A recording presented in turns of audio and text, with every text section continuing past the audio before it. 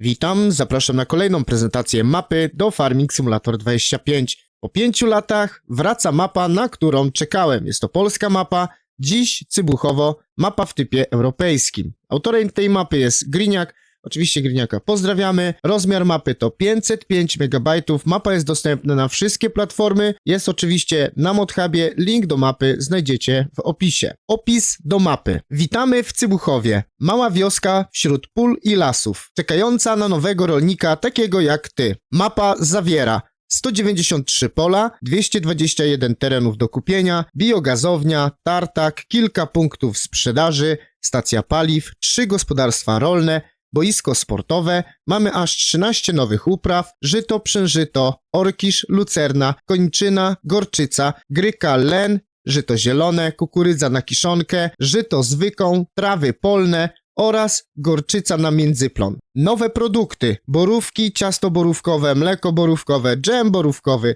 sok borówkowy, śmietana, dynie, ciasto dyniowe, gorczyca, kasza gryczana, płyty OSB, pelety drzewne, olej lniany i suszone grzyby. Tak więc w związku z tym mamy mnóstwo punktów produkcyjnych. Nowe szklarnie są dostosowane do produkcji borówek i dyń. Zmienione okresy upraw pszenicy, jęczmienia i owsa, zmieniony ruch uliczny, kompatybilność z DLC Precision Farming. Mamy również możliwość pozyskiwania słomy przy zbiorach sorgo, kukurydzy, rzepaku i soi. A nowy rodzaj słomy, słoma lniana, może być wykorzystywana w przędzalni. Jest dużo obszarów leśnych. Misje z transportem drewna, niszczeniem kamieni i usuwaniem martwego drewna. Mapa oferuje zróżnicowany teren, szczegóły jesienią i zimą, takie jak bałwany i kopce liści. Na mapie znajdziemy nowe przedmioty kolekcjonerskie i wiele innych. Bawcie się dobrze.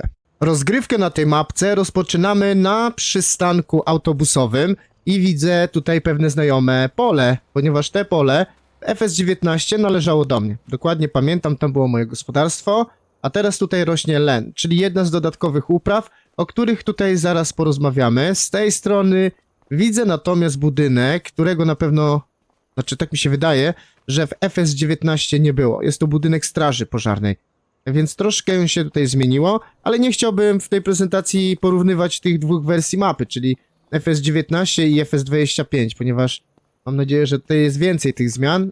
Tradycyjnie rozpoczynamy od analizy ogólnej mapy. Jak widzicie, nie jest to w pełni wykorzystana wielkość mapy. Tutaj jeszcze można by coś dodać, ale to pewnie chodziło o to, żeby były ładnie granice zrobione. Widzicie dużo pól, naprawdę mnóstwo pól.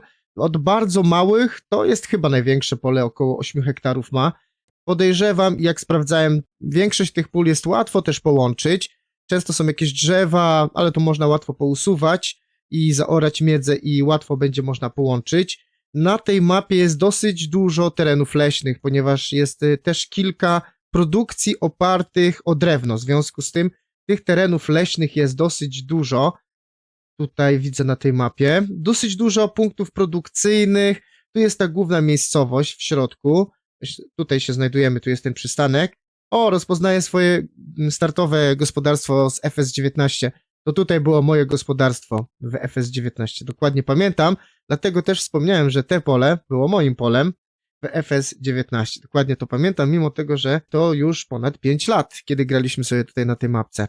Natomiast jeżeli chodzi o FS25, no to tutaj startowym jest to gospodarstwo, na którym mamy oborę, są również kury, mamy kilka pól, to fajnie, bo jest kilka pól od razu, czyli raz, 2, 3, 4, 5, 6, co ciekawe, te pola też miałem, to pamiętam dokładnie.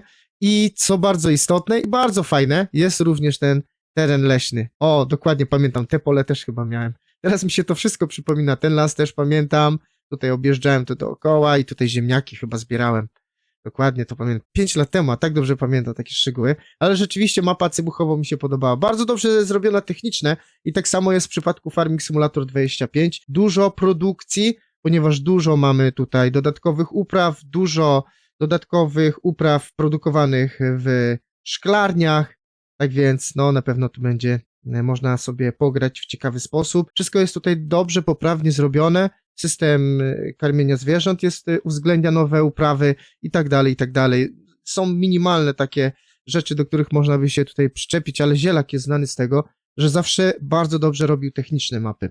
pod tym względem to nie można się za wiele tutaj przyczepić. Jeżeli chodzi o tutaj kalendarz upraw, to po pierwsze uwzględnia te dodatkowe uprawy, które są tutaj na dole. Mamy. Fajnie, że są tłumaczenia tych upraw w Moddesku na wiele różnych języków, tak więc to jest też fajne. I dodatkowo jest jeszcze zmieniony kalendarz w stosunku do standardowych upraw. Między innymi jęczmień widzę, że tutaj zyskuje wersję jarą, tak więc mamy jarą i ozimą wersję i podejrzewam, że to jest jeszcze pszenica powinna być też tego typu.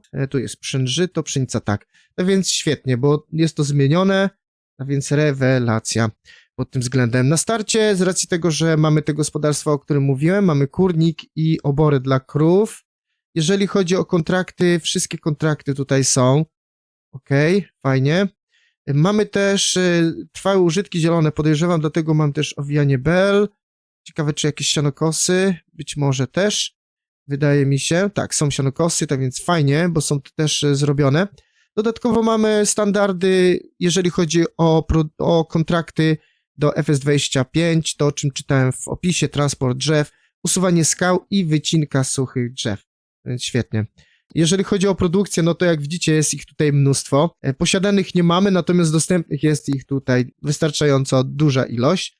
Lokalny krawiec, ale jest przędzalnia i w przędzalni mamy między innymi słomę lnianą. Bardzo polskie podejście do tego, czyli len jest też wykorzystywany do tego, aby produkować sznur akurat w tym przypadku, ale również chyba tkaniny są też, tak? Więc świetnie, to jest naprawdę fajna rzecz, że słoma będzie tutaj lniana wykorzystywana do tego, żeby produkować tkaniny. Pod tym względem to podejrzewałem, że to będzie naprawdę dobrze zrobione. W niewielu mapach jest to dobrze zrobione, ale tutaj podejrzewałem, że tak będzie. Jest tutaj lokalny stolarz, w związku z tym, że mamy tutaj tych terenów leśnych, tak więc fajnie, że jest to też ogarnięte. Mleczarnię mamy, ser żółty.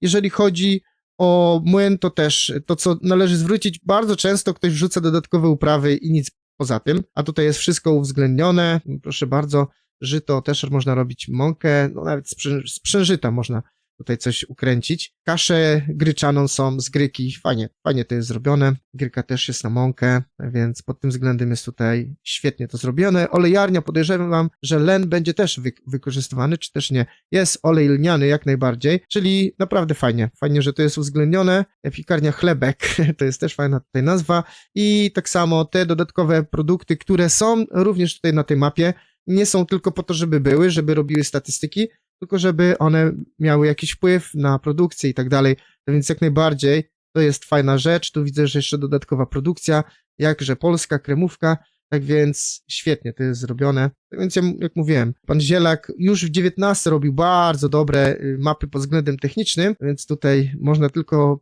spodziewać się, że jest lepiej. Teraz w tej części mamy pelet drzewny, pewnie go można gdzieś sprzedawać i płyty OSB. Fajnie by było, gdyby można by było jeszcze na tej mapie budować. Tutaj można jeszcze jagody przerabiać, winogrona również, bo to są standardowe produkty, więc świetnie. I mamy jeszcze tartak, w którym możemy przerabiać drewno na te podstawowe produkty, jakieś tam deski i tak dalej, tak więc świetnie. Jeżeli chodzi o produkcję, to jest fajnie, że to jest wszystko uwzględnione, tak? Jeżeli chodzi o ceny i sprzedaż, no oczywiście tutaj nie będziemy analizować, jak tutaj wygląda cena. O, jeszcze są dynie, widzę, to jest fajnie. Czy to ma sens, bo to zawsze jest tutaj łatwo znaleźć jakąś dziwną zależność, że coś, co powinno być droższe, niekoniecznie jest droższe, a jest zbyt tanie. Jest jakieś mleko jagodowe również widać. Zwykłe mleko kosztuje 2000, mleko jagodowe widać, że w piku 4200. Więc najprawdopodobniej to ma jakiś tam sens ekonomiczny również. Mamy tutaj jeszcze wsparcie dla rolnictwa precyzyjnego w postaci mapy gleb, ale to nie tylko i wyłącznie wsparcie właśnie w taki sposób, ale dodatkowe uprawy, z tego co spojrzałem sobie, również jest jako cover chyba ta wersja plonu, tak? Już nie pamiętam, która tutaj z tych upraw jest, ale w nazwie ma poplon i ona jest też traktowana jako poplon, w związku z tym, jak zaorzecie tą uprawę, to dostajecie bonusy standardowe, tam w zależności od poziomu rozgrywki. Sprawdzałem również uprawy, mają dostosowanie do rolnictwa precyzyjnego, te, które są dodane. Tak więc to jest też świetnie, zarówno jeżeli chodzi o nasiona, jak i wymagania względem nawozów, tak więc no to jest prawdziwe wsparcie dla rolnictwa precyzyjnego w przypadku map, a nie tylko wrzucenie po prostu dodatkowych upraw. Tak więc tak się to prezentuje. Będziemy chyba chodzili sobie po tej mapce. A, jeszcze sprawdzimy, sprzęty, które są tutaj pewnie dodane, łącznie z tą mapą, bo takowe są, jeżeli chodzi o budynki, to tutaj na samym dole jest kilka budynków, z których możemy korzystać. Możemy sobie dostawiać silosy, są również. Mamy do budowy, podejrzewam, że chyba też powinny być, chociaż nie. I budowlane, raczej nie, szkoda, bo to było fajnie. Budowlane, bo tutaj mamy też, czekamy na takie mapy, żeby można też było budować. Nie, to jest rzadkość w mapach. Tutaj widzę, że są domy rolnika w takim typie jak mapa. Oczywiście, jeżeli chodzi o produkcję, podejrzewam, że też będą takowe produkcje, czyli młyn zbożowy, tak więc to jest fajne, też można sobie poukładać. I oczywiście są to tego typu produkcje, które wykorzystują produkty, które są generowane na tej mapie, ewentualnie rosną na tej mapie, a nie są standardem, tak jak tutaj widzicie. I to jest jak najbardziej fajne. Mamy tutaj szklarnię z jagodami i z dyniami, tak więc rewelacja. Można byłoby się jeszcze tutaj pokusić o nawóz albo nasiona, żeby dowozić, bo już jak jest wstawione w mapę, to można by jeszcze to dodać. Dobra, to są już uprawy, generatorów nie ma. Jeżeli chodzi o zwierzęta, czy są jakieś inne? Chyba nie ma. Wydaje mi się, chociaż nie, przepraszam, tu jest chlew. Tak więc są też tutaj małe zmiany. I kurnik? Jest chyba kurnik również, bo widziałem, że jest dodatkowy, tak więc fajnie. Tutaj pszczół nie ma chyba już takiego zacięcia, żeby coś tutaj dostawiać, jakieś małe ule. Dobra, tutaj ciężko mi nawet powiedzieć, czy są jakieś dodatkowe rzeczy. Nie ma drzew chyba, takich z 22, które akurat by zrobiły tutaj dodatkowy klimat. W europejskich mapach brakuje, po prostu w Farming Simulator 25 brakuje europejskich drzew, typu brzoza, taka europejska, albo wierzby, które były w 22. Tutaj idealnie by pasowały na tą mapę. Niestety ich nie ma, ale to możecie sobie sami tam dostawić, jeżeli wam to by było potrzebne. Na pewno byłoby tutaj fajnie.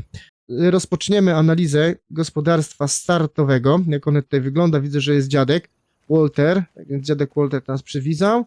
Gospodarstwo tak, dookoła. Jak to się tutaj prezentuje? Tak to prezentuje się. Tutaj jest kurnik, wjeżdżamy sobie od tej strony. Tutaj jest droga taka większa i tutaj sobie wjeżdżamy. Jest obora po prawej stronie. Ile kur może tutaj być? 50 sztuk, dobra. I jest też mały wybieg. Dla krów jest to chyba na 50 sztuk, jeżeli się nie mylę, bo wcześniej jak sobie tutaj przyglądałem. Nie, na 40 to się pomyliłem. Więc na 40 sztuk. Z tej strony możemy odebrać gnojowice i mleko. Tutaj jeszcze możemy sobie zagospodarować ten teren bezpośrednio za. I wracamy do gospodarstwa. Po tej stronie mamy tutaj garaż i w tym garażu mamy siewnik Unii, jest pług, mamy kultywator i to wszystko na tyle się zmieściło tutaj. Chyba na starcie mamy 2-3 ciągniki, to dużo. Tutaj jest jeszcze wozidełko, żeby się przemieszczać, nim się będziemy przemieszczali. Znaczy tym wozidełkiem. Opryskiwacz Hardy, tutaj jest silos na 200 000 litrów. To tutaj jest? Aha, to jest wózek do... o właśnie, do headeru tam kombajn stoi, startowy. I ciągnik z 2 przyczepami. Jest to tutaj zetorek, 2 przyczepy. Fajnie, że są pomalowane trochę nawet inaczej. To już jest od razu coś... Od razu zauważysz, że niestandardowo malowane, nie? To od razu widzimy tą różnicę. No i tutaj jest jedno z pól startowych. Dużo jest tych pól startowych, no więc na samym początku fajnie. Od razu można tutaj popracować, bo jest chyba 6 pól startowych i las. To też jest istotne. I tutaj tak, silos na kiszonkę. Okej, i tu mamy taki garaż. Fajnie, że jest prasa na starcie. GoVale. Chociaż ja jej za bardzo nie lubię, bo ona tak trochę za wąsko zbiera. I... o, chwastownik mamy. Tak więc to jest też ciekawe. Co tutaj znajdziemy? Znajdziemy 2 ciągniki. Fiat Agri. Fajny taki fiacik. No i mamy jeszcze John Deere'a starszego. I co ciekawe, też mamy przyczepkę do przewozu drewna. Jak wspomniałem, na tym gospodarstwie startowym mamy również las. I ten las znajduje się, o właśnie tu, land numer 201. Nie jest to drogi las, tak więc jak najbardziej fajnie, że można tutaj sobie od razu zarabiać w taki sposób. I to jest dobry pomysł, bo rzeczywiście przeróbka, o nawet tutaj można wykarczować ten las, wyciąć i tutaj jeszcze można sobie coś dostawić, bo to jest nasz land przecież, co nie? Więc to jest fajne rozwiązanie moim zdaniem. Dobra, wyjdziemy sobie z rolnictwa precyzyjnego. I teraz tak, następne gospodarstwo, którym ja byłem właścicielem tego gospodarstwa w 19, to jest właśnie tutaj, w tym miejscu, pół hektara, 150 000 kosztuje. Jeżeli chodzi o ceny tutaj gruntów, farmlandów, to jest hektar wyceniony na 50 000 i jest kilka tylko landów z przelecznikami, między innymi tu razy 3 najprawdopodobniej. Nie, tu jest razy 6, bo jeżeli pół hektara 150 000 kosztuje, to najprawdopodobniej razy 6 i kupimy sobie ten land, czyli kupujemy całe gospodarstwo i tu mamy hodowlę świń. Dobra, dom. To jest nasz dom. Tutaj oczywiście są triggery, tylko że ja ich nie włączam. Powinienem włączyć. No i właśnie o to chodziło, czyli trigger do przebrania się i trigger snu. No więc tak to wygląda. O, tutaj mamy chociaż... O, troszeczkę jest... O, właśnie, dokładnie pamiętam. Tędy wjeżdżałem, tutaj miałem płot. To jest moje gospodarstwo. Miałem też tam pole i dokładnie pamiętam, że na tamtym polu gdzieś tam testowałem sobie co? I chyba jeden z pierwszych kombajnów Deusa, tak? Dokładnie, jeszcze pamiętam, ten kombajn trochę tak dziwacznie wyglądał, ale już fajnie było. Można było pracować klasyką polskiego kombajnu, nie? Tak więc fajnie to było, przypominam sobie. Na tej Cybuchowie naprawdę dużo ciekawych rzeczy się działo. W związku z tym mam bardzo dobre wspomnienia. Chociaż gospodarstwo wyglądało trochę inaczej niż to, które jest teraz. Ja pamiętam, że chyba je przebudowywałem również, tak więc one wyglądało trochę inaczej. Między innymi, ale świnie też tutaj miałem. I tu były też na Cybuchowie były kaczki. W przypadku Farming Simulator 19 pamiętam, że to były chyba kaczki z Hofbergman. Dobra, i tu mamy teraz hodowlę świń. Możemy odebrać gnojowice. I tutaj hodowla świń, 70 sztuk. No, dosyć duża ta chlewnia, szczerze mówiąc. Okej, tu sobie otwieramy. I teraz tak. No i tu jest wybieg na tych świń. Oczywiście to pole, znaczy może nie to pole, to gospodarstwo nie ma dodatkowych pól, tak? Ponieważ tylko kupujemy land i mamy na tym landzie te budynki podstawowe. Tu jeszcze jest taka wiata i powinna być, z tej strony powinna być taka droga, która biegnie od, no dokładnie pamiętam to. I tutaj wychodziliśmy i tutaj, o, pole było moje.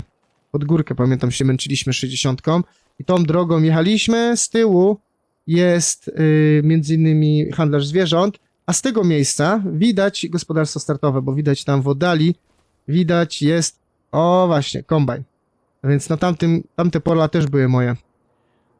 Przypominają się. Dobre czasy. Rzeczywiście do 19 tutaj dosyć dużo grałem na tym Cybuchowie, tak więc dobrze pamiętam. Kolejnym landem, który tutaj jest droższy i w związku z tym wydaje się być ciekawy, to jest kolejne gospodarstwo.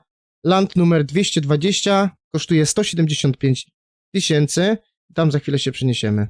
Jest to gospodarstwo, w którym nie mamy żadnych budynków inwentarskich, tak więc nie będziemy mieli zwierząt. Natomiast najprawdopodobniej to gospodarstwo jest ustawione na produkcję roślinną. Chociaż wydaje mi się, że to jest takie gospodarstwo, które będzie łatwo tutaj sobie pozmieniać. Niektóre budynki poprzestawiać i tak dalej. Ponieważ one jest właśnie chyba tak tutaj zrobione, że możecie sobie dostawić, jeżeli chcecie jakąś oborę postawić. Nie ma sprawy. Te budynki, podejrzewam, wszystkie będzie można tutaj łatwo pousuwać. Tak, dokładnie. I to samo. Czyli mamy tak naprawdę taki... I zobaczcie, jaki jest tutaj dosyć duży teren. Możemy sobie to poprzesuwać, zmieniać to konfiguracyjnie.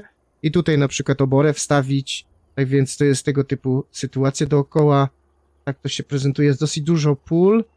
Jest przy granicy jak gdyby.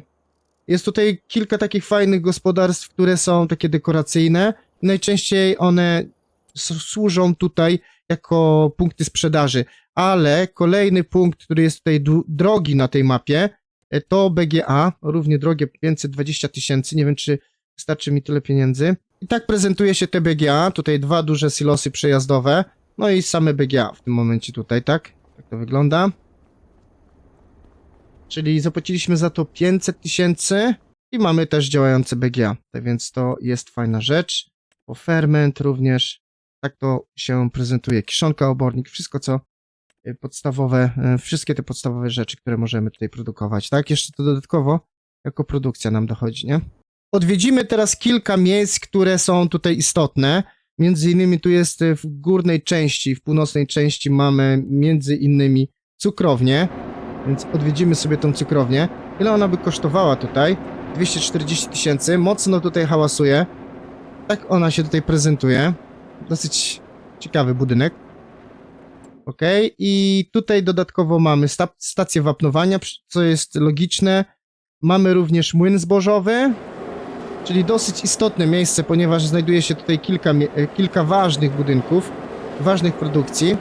280 000 i jeszcze mamy ten budynek, który też jest produkcją. To jest olejarnia. Tak więc z punktu widzenia produkcji bardzo istotne budynki, bo jest cukrownia, młyn i olejarnia. W tej oto części się znajduje. Dodatkowo mamy stację wapnowania, czyli to miejsce jest istotne. Tutaj obok znajduje się znowu kilka fajnych rzeczy. Tutaj mamy Dawida. Stoi sobie chłopak. I bardzo fajne takie klimatyczne, jak gdyby gospodarstwo, w którym są punkty sprzedaży poustawiane. Fajnie to wygląda. Powiem wam, że to gospodarstwo mi się bardzo podoba i fajnie by było, gdyby one było startowe. Autentycznie. Mi się one tutaj bardzo, bardzo spodobało. Co nie? Naprawdę. Moim zdaniem świetnie to wygląda. Dobra, tak więc mamy tutaj możliwość sprzedaży słomy, podejrzewam. Tutaj chyba okopowe się sprzedaje, bo widzę, że ziemniaki są i marchew jest, tak więc podejrzewam, że tutaj też chodzi o to. Tutaj chyba obornik można sprzedać, gnojowice. Tak więc pod tym względem jest ciekawie, ale gospodarstwo mi się naprawdę bardzo podoba. Autentycznie. Nie miałbym nic przeciwko temu, żeby tak wyglądało gospodarstwo startowe. A przynajmniej te 219, ten land taki, czy tam ten, który był mój w FS19. Tutaj mamy nawet, nie no, rewelację moim zdaniem. Nie, tutaj najprawdopodobniej sprzedaje się zboża. Tak więc pod względem produkcji, a z drugiej strony sprzedaży produktów, ta północna część jest bardzo istotna. Czyli tutaj produkcję, tutaj sprzedaż, tak więc pod tym względem. W tym miejscu znajduje się mleczarnia. Fajnie to też wygląda. Tak się prezentuje. Tutaj auto zdecydował się, że te znaczniki będą miały inny kolor. Nie są takie standardowe. Mleczarnia w języku polskim, tak, to jest mleczarnia. Więc ciekawie się to prezentuje i zejdziemy sobie może tutaj. To jest ta przędzalnia i ona jest istotna pod tym względem, ponieważ ona przerabia tą słomę lnianą. Tak więc pod tym względem należałoby to wykorzystać. 120 000. I tutaj mamy, to by było fajnie. Tu jest ta produkcja. Widzę, że tutaj oczywiście też liny byśmy produkowali i właśnie tego typu rzeczy. Jest fajne miejsce, to jest taka leśniczówka i tutaj możemy sprzedawać te rzeczy, które wyprodukujemy. Tutaj są chyba, niefortunnie nałożyły się 2 triggery. Znaczy, nie wiem, czy widzicie, to jest tak, nie? Znaczy, te ikonki się nałożyły. Nie wiem, czy to celowo było, czy tak wyszło. Można było je trochę rozdzielić. No ale chyba widzicie, o co chodzi tutaj, nie? Tak więc tak to się prezentuje. I tu jest taka leśniczóweczka. O, z tej strony. Fajne ten budynek mi się bardzo podoba. Na tej mapie tu można sprzedawać drewno też, tak? Jest ten trigger do sprzedaży, a rozładunek jest pewnie z tamtej drugiej strony. A więc ten budynek jest istotny. I jeżeli chodzi o tartak, tartak jest zlokalizowany w tym miejscu. Zaraz sobie wejdziemy tutaj do tego tartaku. No i on się tak prezentuje. Ile on kosztuje tutaj? Chciałem zobaczyć. 200 000. Ja tutaj pewnie będę grał na tej mapie. No więc już troszeczkę chciałbym się rozeznać, jak to będzie tutaj wyglądało. Bo tartak, wydaje mi się, na tej mapie jest istotnym budynkiem również. Jeżeli mamy lasy, i to jest dosyć dużo lasów, mam nawet las startowy, tak więc fajnie by było kupić ten tartak, co nie? Bo tutaj niedaleko trzeba będzie wozić, tak więc no spoko, rewelacyjnie moim zdaniem. Tutaj mamy przetwórnię zrębków. O właśnie. To będzie tutaj produkcja płyt OSB, jeżeli się nie mylę. Zresztą za chwilę to można by sprawdzić. Zrębki, pellet, nie palety, pellet. To jest pellet drzewny i płyty OSB, tak więc fajnie. To jest właśnie ten pellet, podejrzewam, tak mi się wydaje. Przejdziemy również do stolarza. Tutaj w tej miejscowości, która teraz, ta część mapy, wydaje mi się, jest bardziej zagospodarowana. Kiedyś tutaj nie było chyba aż tak dużo budynków. No, a mówiłem, że nie chciałbym porównywać. Wydaje mi się, że kiedyś tylko był ten budynek, 19 i chyba ten budynek stał. A tutaj tego nie było, tych budynków. Chyba tak mi się wydaje. Ale mogę się mylić. Trochę, wiecie co, nie podobają mi się drogi, z których można spaść. To trzeba przyznać. No ale to jest styl Zielaka. Zielak tak po prostu robi i tyle. Tak więc te mapy Zielaka, to wielokrotnie mówiłem, one nie są najpiękniejsze pod tym względem, ale one są zawsze dobrze zrobione technicznie, to trzeba przyznać. I tu jest Stara Huta, tak? Miejscowość. O, dobra, Stara Huta. Tak więc te drogi może nie są, ja ich nie lubię za bardzo, ale no dobra, są, powiedzmy są. Tu jest taki domek, też go znam, no i tutaj jest miejsce, bo tu Katie urzęduje, tak więc mamy handlarza zwierząt, handlarz żywcem, zwierzak, a więc fajnie to wygląda, tutaj jest drogi, dokładnie, tutaj po tej stronie 2 małe pola były i dróżka jest tak dookoła, przez las chyba biegnie taka droga, tędy i chyba jest tak pod górkę mocno gdzieś w tym miejscu, jeżeli dobrze pamiętam. Jest tu taka górka? Już nawet nie widzę. A, trzeba wjechać na tą górkę, no. Dokładnie. Widzicie, wszystko pamiętam jeszcze. A to 5 lat temu grałem, autentycznie, bo ta mapa wydana była w latem 2020 chyba, jeżeli się nie mylę. Tak jakoś tak. Ja pamiętam, że to było lato. I grałem. Teraz tak, pobiegniemy sobie szybko tutaj, w tym kieruneczku, bo tutaj mamy ciekawe rzeczy. Między innymi targ rolny, sprzedaż mleka, i punkty sprzedaży drewna, czyli drewna naprawdę wszędzie można dużo posprzedawać, a więc to jest moja mapa, bo ja generalnie w farmingu bardzo często w okresie zimowym robię tutaj różne ciekawe rzeczy w lesie, a pamiętam, że na 19 to oczywiście graliśmy tutaj na The Seasons, tak więc nie wiem, czy jeszcze pamiętam, tam były chyba jeszcze takie grzyby duże były w lesie, takie dziwne. Nie wiem, czy to się zbierało, już nie pamiętam. Czy to nie były znajdźki, te grzyby? Ponieważ tutaj znajdźkami są podkowy i plakaty. Fajnie, że się zbiera te podkowy i plakaty, jest ich mnóstwo. Dodatkowo jak zbierzecie zarówno plakaty, które są formą podziękowania dla wspierających tutaj kanał, jak nie mam, jak i podkowy, jeżeli zbieracie wszystkie, to dostaniecie jeszcze dodatkowy bonus. To trzeba wziąć pod uwagę. Tu jest przetwórnia tych przetworów, produkuje się przetwory z jagód, jeżeli się nie mylę. Wylądowałem tam. Czyli co, tutaj mleko musielibyśmy dowieźć? Bo jeżeli chcemy... W sumie to nawet nie wiem, z czego by się tutaj to robiło. Niedużo kosztuje, tak więc można, tylko że ja już nie mam pieniędzy, ale to chyba można od razu sobie sprawdzić, co byśmy tutaj mogli zrobić. Gdzie to jest? O właśnie, to jest to. Czyli cukier trzeba będzie dowieźć. Cukier, mleko też powinno być, nie? Sok? Dżem jagodowy. Aha, te mleko jagodowe to pewnie w mleczarni się robi. Okej, czyli cukier należałoby tutaj dowieźć. Czyli, żeby te łańcuchy rozwinąć, to trochę czasu jednak poświęcicie i będziecie musieli tutaj niektóre produkcje rozwinąć. Pójdziemy sobie teraz po miejscowości. Tutaj jest taka, o, można przejść. I tu jest szkoła, tak? Tutaj się przejdzie. Czekajcie, tędy. Tu się przechodzi. Ja to pamiętam, dokładnie. I to była szkoła podstawowa i tutaj jest boisko. Tak. To jest boisko. I tutaj można grać w piłkę. Pamiętam, że do Farming Simulator 19 na tym boisku był kontrakt na odśnieżanie. Nie wiem, czy pamiętacie? Było odśnieżanie. Tutaj jak chyba bramki strzelamy, to się zmienia wynik na tej tablicy. Więc rewelacyjnie. To jest szkoła podstawowa i tutaj jest boisko. Czyli układ został bardzo podobny. Może nie dokładnie to samo, ale lokalizacje są podobne, jeżeli ktoś grał w 19, i tak jak powiedziałem, ja dosyć dużo grałem.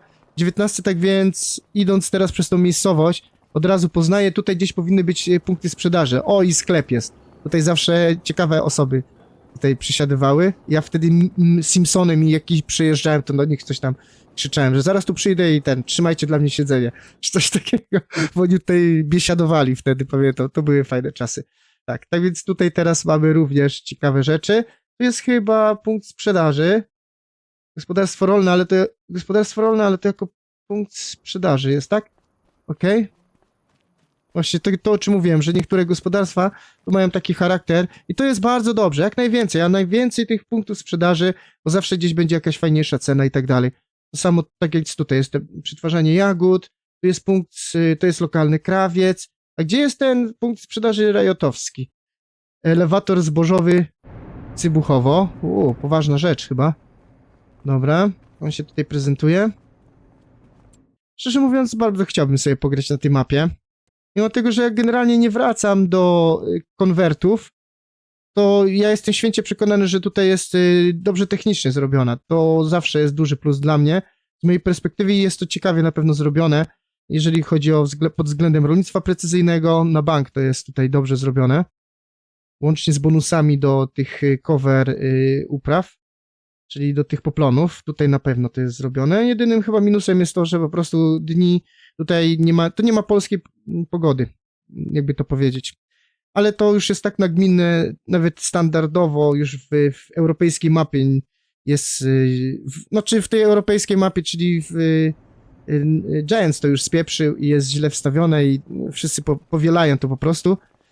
Na niewielu mapach jest to dobrze zrobione. Chodzi o to, że zimową porą powinno być, jak w Polsce, dzień się powinien kończyć o 15, a nie o 17. 2 godziny jest przesunięcia, jeżeli chodzi o wschody słońca i zachody. Ale to już jest taka rzecz, która już... No Giants to tak zrobił i teraz wszyscy to powielają, jakby to nawet było dobrze. W Polsce zrobione, to nawet ludzie mogliby mieć wrażenie, że coś jest nie tak z tą mapą, że to jest źle. No i jeszcze szukałem właśnie stacji benzynowej, która się tutaj mieści. I to jest chyba nowa stacja benzynowa, wydaje mi się. Stacja benzynowa, tak? Okej. I tak ona się prezentuje. Jeżeli chodzi o system karmienia, zobaczcie, jest ładnie dostosowany.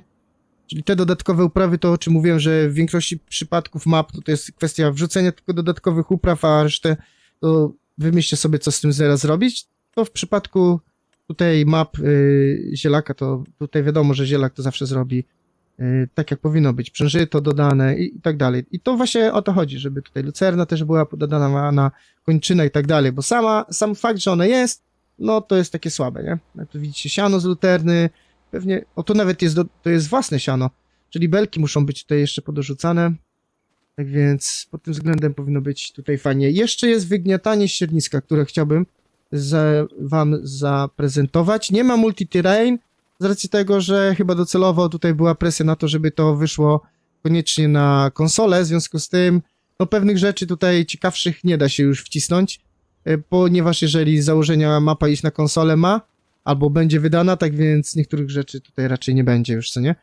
Pagórki, fajnie to też wygląda. No dosyć... Znaczy, wizualnie może mapa nie jest powalająca. Wielokrotnie twierdziłem, że są ludzie, którzy potrafią zrobić ładnie, wizualnie mapę, ale nic poza tym. A są osoby, które potrafią zrobić naprawdę ciekawą technicznie mapę i wykorzystać to wszystko, co powinno być i ona jest... Tam ma wszystko, ręce i nogi i tak dalej, ale wizualnie niekoniecznie powala. I tutaj tak jest. Po prostu, że no jest to jakaś standardowa mapa, ale może wizualnie nie powala, nie? Ale jest na pewno ciekawa do tego, żeby pograć. Ja na pewno sobie będę chciał tutaj pograć. Chyba nawet na tym gospodarstwie tutaj zaczniemy. A teraz jeszcze chciałbym na samym końcu zobaczyć wygniatanie, bo ja tak naprawdę sprawdziłem sobie technicznie, jak to wygląda ta mapa. I teoretycznie jest tutaj wygniatanie, ale chciałem zobaczyć, jak to wygląda. Jest wygniatanie, tak więc... I to na standardowych uprawach i na tych dodatkowych. Kilka słów podsumowania. Moim zdaniem bardzo ciekawa mapka. Może nie jest to Etruria, nie jest tak piękna jak Etruria. I jak przechodzisz, tak jak ja przed chwilą jeszcze grałem na Etrurii, a teraz przechodzę na tą mapę, to jednak widać różnicę. Niemniej jedna ta mapa jest naprawdę bardzo dobrze zrobiona technicznie. Tutaj to, co powinno być, jest zrobione, to, co powinno być dostosowane, jest dostosowane, tak więc na pewno na tej mapie na pewno dużo można pograć i dużo czasu można spędzić, bo ta mapa daje takie możliwości. Jest tutaj dużo pól, które możecie sobie tutaj powiększyć, możecie sobie wybudować własne gospodarstwa, produkcji jest mnóstwo, te uprawy dodatkowe robią robotę, naprawdę jest pod tym względem świetnie. I mam nadzieję, że więcej będzie tego typu map. Fajnie by było, gdyby wreszcie była jakaś taka mapa całkowicie od podstaw zbudowana w polskim klimacie dla Farming Simulator 25, co nie? To by było ciekawe. Mam nadzieję, doczekamy takich. Może od Zielaka również, bo on chyba wszystkie już swoje mapy przekonwertował do 25, to być może czas na jakiś nowy projekt do FS25. Nie, żeby tutaj jakaś presja była, ale teraz są wakacje, trochę więcej czasu chłopaki mają. Dobra, to tyle, jeżeli chodzi o tą prezentację. Zapraszam do pobierania, bo na pewno ciekawa propozycja. Pozdrawiam, Anton.